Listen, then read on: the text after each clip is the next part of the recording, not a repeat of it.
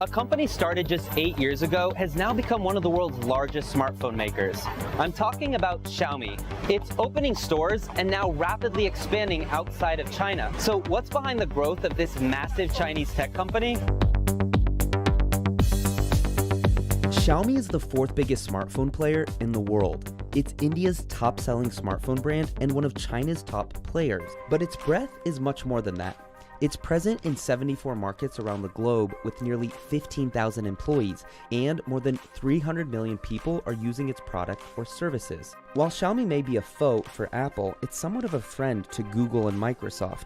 Xiaomi smartphones run a version of Google's Android operating system, and the Chinese tech company is partnering with Microsoft to collaborate on artificial intelligence. The company makes up about 72% of its revenue from China and 28% from the rest of the world. Xiaomi generates most of its revenues from smartphones, but it's also expanded into other products like music and video streaming too. The Beijing-based company wants its smartphones to be just the start of an entire device ecosystem for its users, which may explain why it's sometimes referred to as the Apple of China.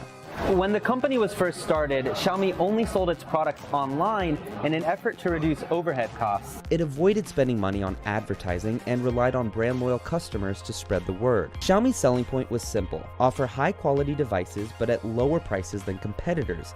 And it worked. Xiaomi became China's #1 smartphone in 2014, but the success was short-lived. Sales fell in 2016, pushing Xiaomi down several spots to #5 in China. New low-cost players were entering the market, and the company learned that by selling its phones online directly to consumers, well, it made it difficult to reach new customers, like those in China's smaller cities. So Xiaomi began to change up its strategy. Recently, it's been getting into the brick-and-mortar game, opening a large number of stores like this one in Hong Kong.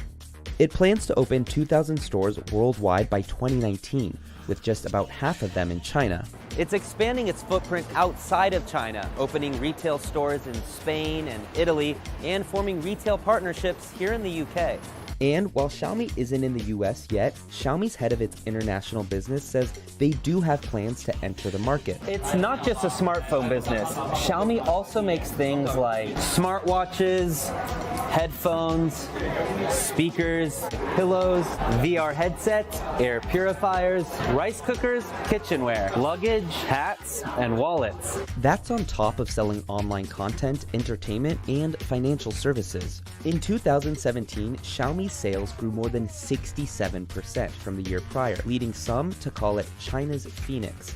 Product launch events for its new products can draw up to thousands of fans, and while companies like Samsung have used Kanye West and Bruno Mars to pump up fans for new products, Xiaomi events are usually headlined by, well, the company's CEO, Lei Jun. As one of Xiaomi's co-founders, he has a net worth of more than $12 billion. He worked in technology and is an angel investor before starting the company in 2010. So, what's next?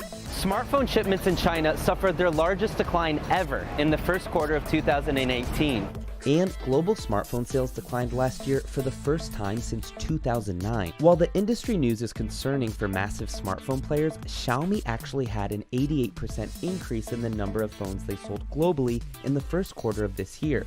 That's compared to a slight decrease by Samsung and slight increase by Apple. Xiaomi's growth was largely because of its previous ho-hum performance though. So the question remains, will China's Phoenix, so dependent on its hardware business, fly to new heights? Or will it return to the ashes? Hey guys, it's Upton. Thanks for watching. For more of our videos, check out the rise of the Chinese smartphone here and my day inside Huawei's campus in China here. We're also taking suggestions for future CNBC Explains, so leave your comments in the section below. And while you're at it, subscribe to our channel.